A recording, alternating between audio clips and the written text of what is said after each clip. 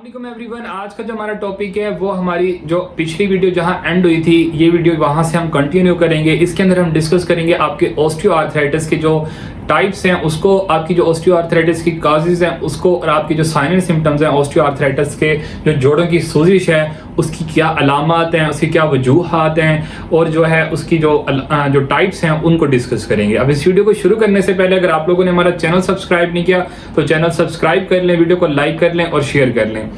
यहाँ पे सबसे पहले बात ये आती है कि आपका जो ऑस्टियोआर्थराइटिस है उसकी जो टाइप्स हैं वो देख लेते हैं।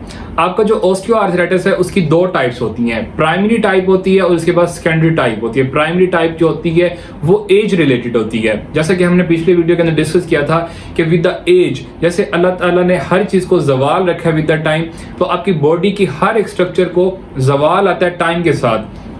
लेकिन ये जो है आप जो है अपने जो टाइम पीरियड है उसको इंक्रीज कर सकते हैं, अपनी जो लाइफ को है हेल्दी करके अपना जो टाइम है वो बढ़ा सकते हैं। ठीक है, अपनी जो टाइम लिमिट है उसको ज़्यादा कर सकते हैं कि वो जो आपको बीमारी आनी है वो देर से आए। अब ये जो ऑस्टियोआर्थराइटिस डिजीज़ है इसने जो है मोर और लेस हर इंसान को अफेक्ट करना है विद द एज। तो इसकी जो प्राइमरी जो कॉज है वैसे तो अननोन है, लेकिन इसके अंदर जो फैक्टर रखा जाता है वो एज का रखा जाता है, या जो है इसके अंदर जो है एज की वजह से जो आपकी वेयर एंड टियर जो प्रोसेस स्टार्ट होता है उसकी वजह से जो है आपका कार्टिलेज जो है वो डिफॉर्म होता है, उसकी डिजेनरेशन होती है और इस तरीके से आपका जो है जॉइंट जो है वो घिसना शुरू होता है और उसके अंदर पेन होता है। सेकंड नंबर पे हमारे पास जो सेकेंडरी कॉज आती है उसके अंदर हम देखते हैं कि आपकी जो है दूसरी बीमारियों की वजह से, दूसरी जो है डिजीज की वजह से आपका जो जॉइंट है वो ऑस्टियोआर्थराइट हो गया है, जॉइंट की जो है सूजिश शुरू हो गई है। अब जो है दूसरी बीमारियां जैसे कि आपके पास डायबिटीज होगी, ओबेसिटी हो गई, आपके पास मोटापा हो गया, इसके अलावा जो है बैक्टीरियल इन्फेक्शंस हो गए या रियूमेटॉइड आर्थराइटिस, या इसके अलावा जो है गाउटी आर्थराइटिस। और ये जो बीमारियां हैं इन बीमारियों से और भी कई सारी बीमारियां जिनकी वजह से क्या होता है कि आपको बाद में जो उसके इफेक्ट्स हैं आपको ऑस्टियोआर्थराइटिस की सूरत में मिल सकते हैं। ये थी हमारे पास टाइप्स। अब इसके बाद जो हम डिस्कस कर लेते हैं कि आपका जो ऑस्टियोआर्थराइटिस है इसकी कॉजेज क्या है, इसकी वजूहात क्या हैं। अब इसकी वजूहात के अंदर सबसे पहली जो कॉज है वो आपकी एज रिलेटेड ही है। आपकी जो एज है जैसे जैसे बढ़ेगी वो आ गई हमारे पास सबसे पहली कॉज। दूसरे नंबर पे आपका ये हो सकता है कि ट्रॉमा है, या आपके अंदर जो है बायोमैकेनिकल चेंजेस आ रहे हैं आपकी बॉडी के अंदर, या आपको जो है इंजरी हुई है, ये आ जाता है। थर्ड नंबर पे ये है कि आपके जो है जॉइंट्स जो हैं वो आपके ठीक नहीं है, तो उसकी वजह से भी आपको जो है नीज के ऊपर या फिर जो है आपके हिप जॉइंट के ऊपर जल्दी ऑस्टियोआर्थराइटिस स्टार्ट हो सकते हैं। आपकी जो है बोन्स के ऊपर डिफॉर्मिटीज हैं जिसके अंदर जो है हम दो तरह की जो डिजीज हैं उनको लेते हैं, जैसे कि आपके पास जीनू वेलगम आ गया या जीनू जो है वेरस आ गया, जिसके अंदर क्या होता है कि आपकी जो टांगे होती हैं वो अंदर की तरफ जो होती हैं, या फिर ज्यादा जिसके अंदर हम कहते हैं कि नोक नीज, आपकी जो घुटने होते हैं वो आपस में टकरा रहे होते हैं, या फिर क्या होता है कि आपके जो टांगे होती हैं वो बाहर की तरफ, जो नीज वाली साइड है वो आपके बाहर की तरफ निकली होती हैं। तो यहाँ पे क्या होता है कि पहले ही जो है आपकी जो डिफॉर्मिटी है वो पहले ही है, उसी वजह से क्या होता है कि जो प्रेशर आ रहा होता है, जो स्ट्रेस आ रहा होता है जॉइंट्स के ऊपर वो ज़्यादा आ रहा होता है, और उसकी वजह से जो ऑस्टियोआर्थराइटिस जो देर से स्टार्ट होना था वो अब जल्दी स्टार्ट हो जाएगा क्योंकि पहले ही जॉइंट के ऊपर डिफॉर्मिटी है।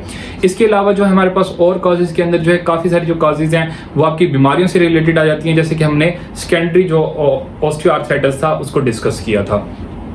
अब यहाँ पे जो है हम इसकी अलामात देख लेते हैं कि अलामात में क्या क्या है। अलामात के अंदर सबसे पहला पेन आ जाता है। पेन के अंदर क्या होता है कि आपको जो पेन होता है वो मुसलसल रहता है, आपकी जो एक्टिविटी है वो करने से, आपकी सीढ़ियाँ चढ़ने से, आपको वॉशरूम जाने से, आपको जो है चलने फिरने से पेन होगा, दर्द होगा बहुत ज़्यादा।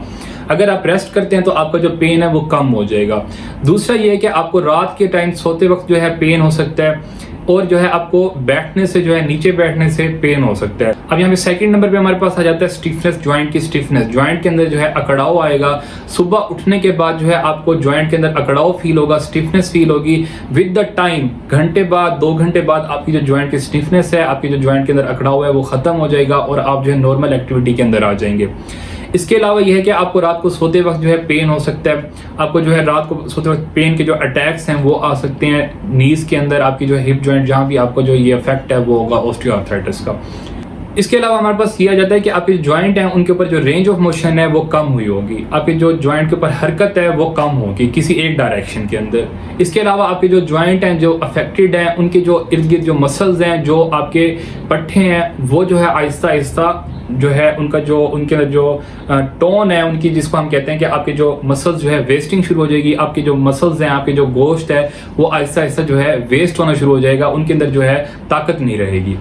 इसके अलावा जो एक साइन मिलता है देखने को वो होता है क्रेपिटेशंस। आपको जो जॉइंट है इसके अंदर क्या होता है कि आवाज़ पैदा होती है, ठीक है, आपके जॉइंट्स के अंदर आवाज़ पैदा होगी ड्यूरिंग मूवमेंट के, आप बैठेंगे, खड़े होंगे या फिर जो है हरकत करेंगे जॉइंट के ऊपर तो आवाज़ पैदा होगी, जैसे कि एक साउंड प्रोड्यूस होगा। जैसे कि आप जो है आप लोग अक्सर नोट करते हैं जो ऑस्टियोआर्थराइटिस के पेशेंट्स होते हैं, जो बड़ी उम्र के जो पेशेंट होते हैं, उनके अंदर जो उनके नीज होते हैं खड़े होते वक्त या बैठते वक्त उनकी जो है साउंड प्रोड्यूस करते हैं, उनको हम कहते हैं क्रेपिटेशंस। तो ये प्रोड्यूस होगा। अब ये थी आपकी जो है ऑस्टियोआर्थराइटिस की अलामात, ठीक है। अब इसकी जो नेक्स्ट वीडियो होगी उसके अंदर हम डिस्कस करेंगे इसका ट्रीटमेंट प्लान और जो इसकी ट्रीटमेंट स्ट्रेटजी वो क्या होगी इंशाल्लाह जो है। उसके बाद हम डिस्कस करेंगे इसी एक्सरसाइजेस के बारे में। इंशाल्लाह मिलते हैं नेक्स्ट वीडियो के अंदर, तब तक के लिए अल्लाह हाफिज़, थैंक यू सो मच।